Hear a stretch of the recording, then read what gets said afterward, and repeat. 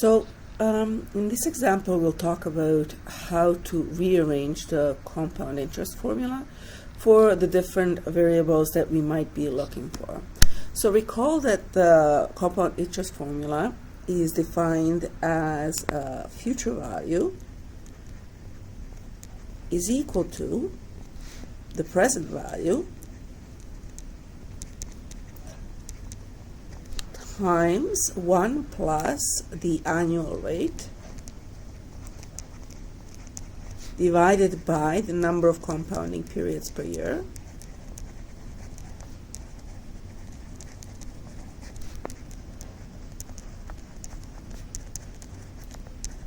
and then all to the power of the total number of compounding periods.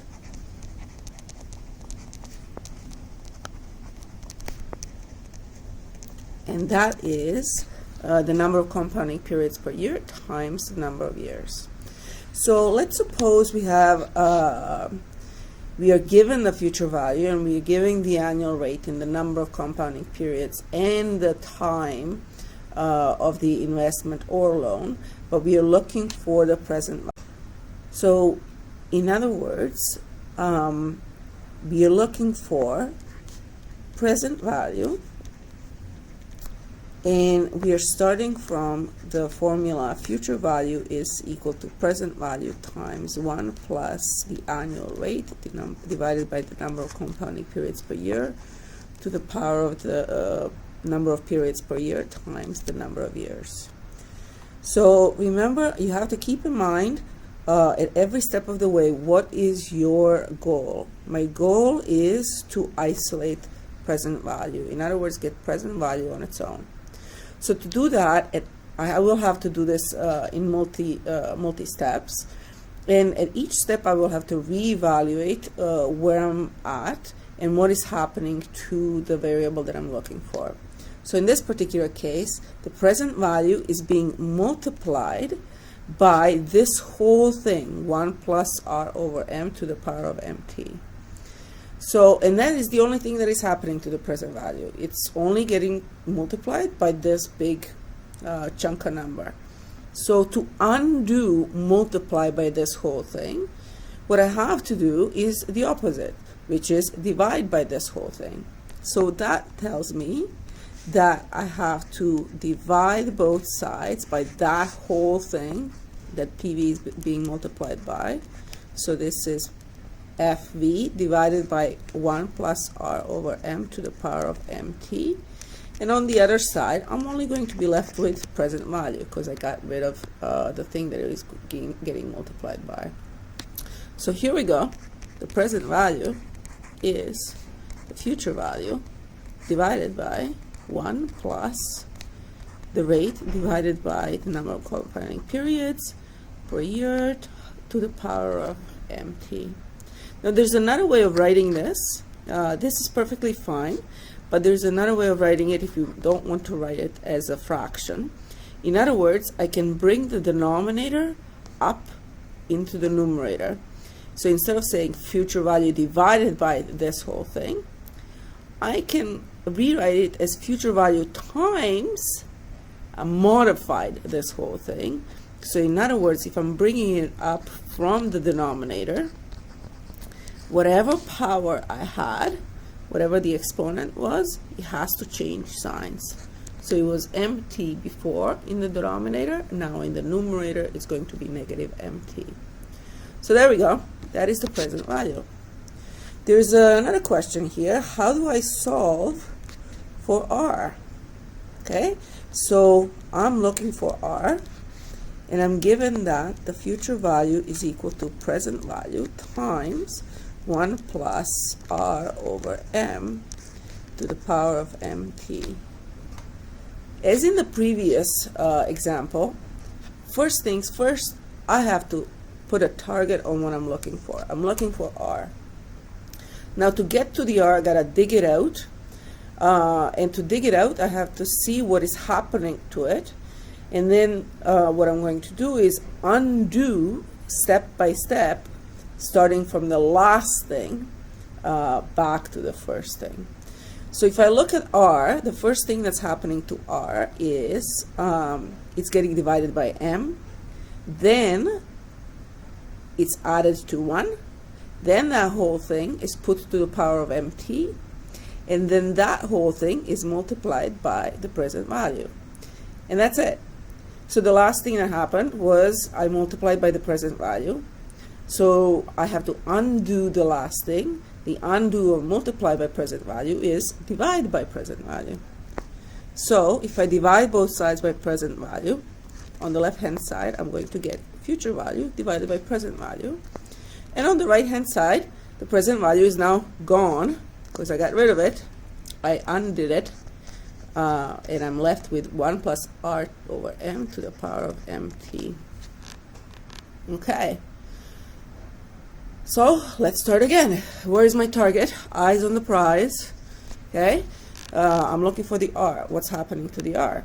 It's divided by m. Then we add 1. And then we put everything to the power of mt. And that's it. That was the last thing that got done. So I have to undo to the power of mt. So how do I undo x squared? Well, I take the second root. How do I undo x to the third? I take the third root. How do I undo to the power of mt? I will have to take the mth root. So in other words, I will have to take the root on both sides, not just any root, but mt root of both sides. And on the right hand side, I will be just left with, well, I can ignore the bracket now because I don't need the bracket anymore. It's 1 plus r over m. Okay, well, eyes on the prize. This is what I'm looking for, r. What's happening to r is divided by m, and then we add 1. How do I undo the last thing? The last thing was add 1, so I have to subtract 1 for both sides. But before I do that, I will rewrite this root in the exponential form. So recall that if I have a root of a number, that is the same thing as writing it to the exponent of 1 divided by that root. So I have fv over pv all to the power of 1 over mt, and that is equal to 1 plus r over m. Okay, so now I'm gonna get to my r step by step still. I have to undo plus 1, so I'll have to take 1 from the left hand side, and on the right hand side I'm left with r over m. Okay, eyes on the prize. So this is what I'm looking for. R is being divided by m. What's the opposite of divide by m? Multiply by m. So I'm going to multiply the left hand side by m. I'm going to have a bracket, and then I have to multiply by m this whole thing, which means anytime you find yourself that you're saying the words this whole thing, that means you have to put brackets around it. So we have this, and that is equal to r. And there we go. I got my r. R is equal to m times open bracket and then open another bracket, fv over pv all to the power of 1 over mt minus 1, close bracket. And then the last one, but not least, is to solve for t. This is the hardest because it's going to involve logarithms. Okay, so how do I dig out an exponent? So remember, the opposite of putting the variable into the exponent, the opposite is to take the logarithm. So I have fv is equal to pv times 1 plus r over m to the power of mt. And just like before, eyes on the prize. Here's my t. That's what I'm looking for. What's happening to t? First it's multiplied by m, Then the whole thing is put into the exponent of this thing, 1 plus r over m. And then that whole thing is multiplied by PV. So what was the last thing that got done? We multiplied by PV. So what do I have to do first? Undo the last thing. Undo or multiply by PV is divide by PV. So I will have FV over PV is equal to 1 plus r over m to the power of mt. Okay, eyes on the prize. I want t. What's happening to t? T is multiplied by m, and then it's put into the exponent of this thing. So when I put a variable into the exponent, to undo that, to bring that variable down from the exponent, I will have to take a logarithm of both sides. Now remember, logarithm is not a number, it's a function, it's an action. Okay, logarithm of something with respect to a particular base, it's almost like an operation, like plus or minus, etc. So I can take any logarithm of any base on both sides, but you know what? We will use the natural logarithm, which is most often used in finance situations. So I'm going to take the natural logarithm of the left side, which is ln of FV over PV.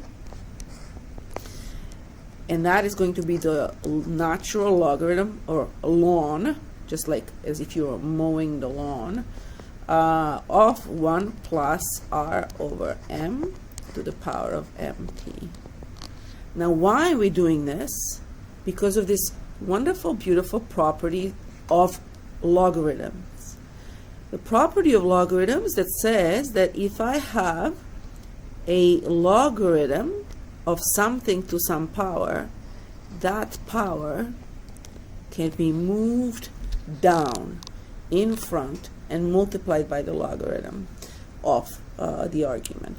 So my next step, therefore, is that I have, well, on the left hand side I still have ln of FV over PV, and on the right hand side is, hey, I have mt times the logarithm of 1 plus r over m.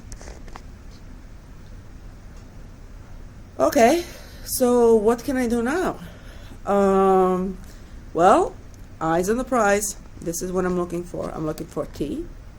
Now t is in here multiplied by m and by a ln of 1 plus r over m.